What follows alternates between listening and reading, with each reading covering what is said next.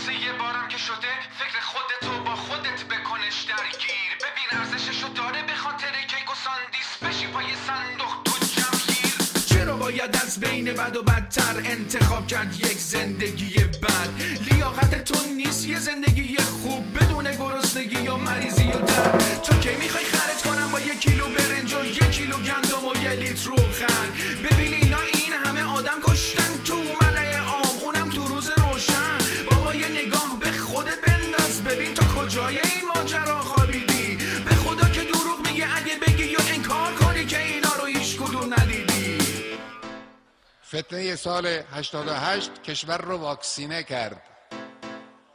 کشور را بر ضد میکروب هایی که میتوانه، میکروب های سیاسی و اجتماعی که میتوانه اثر بگذاره، مردم رو مجهز کرد، بصیرت مردم را بیشتر کرد. زمانی بود اینا واسه 5 سال ملق میزدن وسط بازار. حالا ارزشت اینه تو به اینا رای بدی، خودتو کوچیک کنی آخوند و جون بدی. اونم به اینایی که ندارن سواد، نفت و بردن به جاش آوردن مواد. به چی میخوای رای بدی؟ به واردات شیشه یا به گرفتن جون مردم از ریشه؟ تو که میخوای رای بدی به کشتن ملت، بابا پایان بده باز تو به این ذلت. گروگانی ما همه به دست این دولت، تو ایرانیم اما داریم ما حس غربت. به من بگو حالا بازم میخوای رای بدی؟ بازم میخوای دستمونو دوباره پس بدی؟ بیا به خاطر هویت و غیرت دوباره نفروش خودتو به هر قیمت. ما واسادیم پشت تا آخرین نفس، دیگه وقتشه که در بیایم از قفس.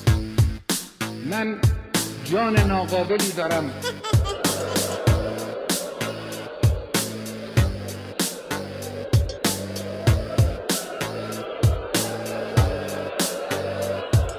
جسم ناقصی دارم.